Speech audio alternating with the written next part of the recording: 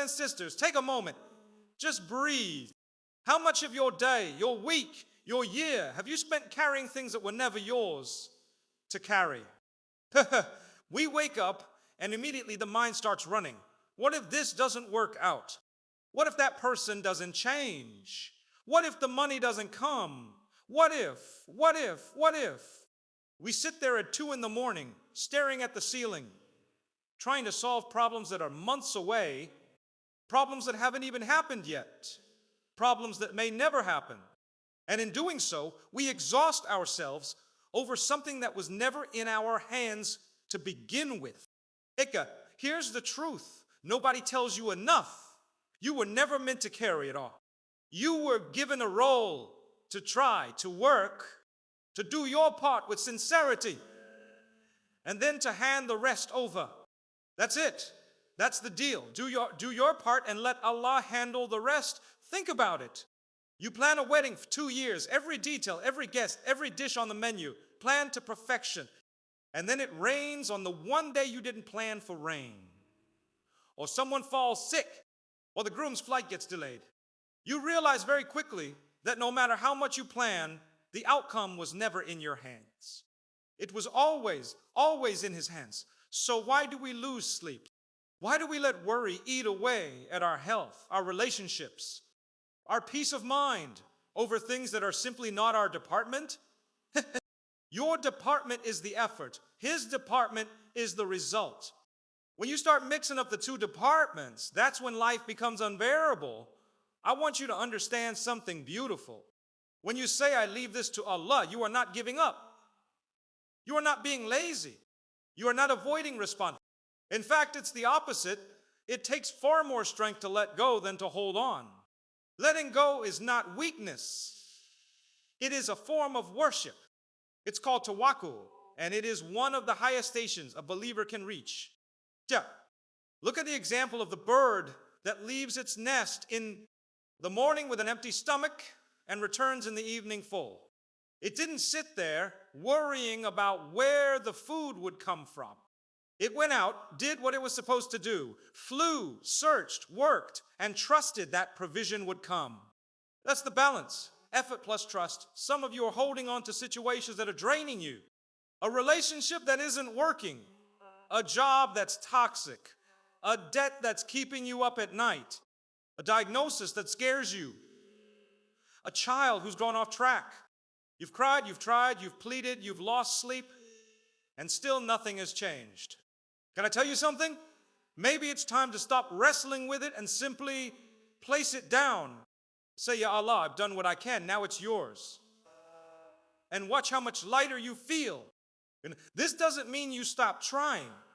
It means you stop torturing yourself over what you cannot control. There's a difference between striving and suffering. Striving is healthy. It's worship. Suffering over things outside your control is self-inflicted, and Allah never asked that of you. And remember, Allah knows what you don't know. He sees the full picture while you're only looking at one frame. That door that closed in your face, maybe it was protecting you from something far worse. That delay that frustrated you, maybe it was setting you up for something far better. You don't have the full script. He does. So trust the one who wrote it. Tonight, before you sleep, try something. Make a list, even mentally, of everything that's weighing on you. And one by one, say, this is yours, Allah. I tried. Now I leave it with you. And then sleep. Really sleep. Because the heart that trusts Allah is a heart that rests. Let Allah handle it. Not because you don't care, but because you care enough to know who really holds the outcome. Tawakkul means placing your full trust in Allah after you've done everything within your power. It's not passive, the natural conclusion of effort. You plant the seed, water it, give it sunlight, and then you trust the process of growth to Allah, because growth itself was never something your hands could produce. A person with tawakkul still works hard, still makes decisions, still plans, but their heart isn't tied in knots over the result. This is what gives a believer that calm, unshakable demeanor even in difficult times. not because their circumstances are easy, but because their reliance is firmly placed. Tafweed goes one step further than trust. It's the conscious act of handing over your matter to Allah, almost like physically placing it in His hands and walking away. It's the difference between worrying about a problem and saying, Ya Allah, I entrust this to you, and meaning it. This is often the missing piece for people who feel like they've tried tawakkul, but still feel anxious because trusting isn't enough if you keep mentally picking the issue back up. Tafweed is the daily practice of putting it down and not picking it back up again. Sabr is often misunderstood as simply waiting it out or gritting your teeth. In reality, sabr is an active state. It's choosing not to complain excessively, not to lash out, not to lose hope, while the outcome is still being written. Sabr is what allows a person to keep functioning, keep showing up, keep being kind, even while going through hardship. It's paired beautifully with trust, because patience without trust becomes bitterness, but patience with trust becomes peace. Belief in qadar means accepting that everything, the good, the difficult, the painful, the joyful, has passed through the knowledge and wisdom of Allah.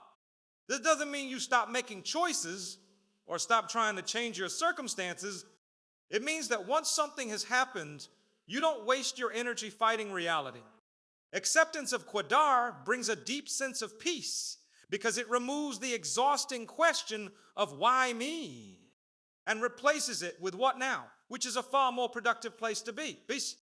Dua is the bridge between your effort and Allah's decision.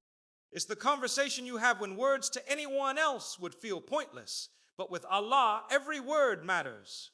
Dua isn't just for emergencies. It should be a constant companion, whether things are going well or going badly.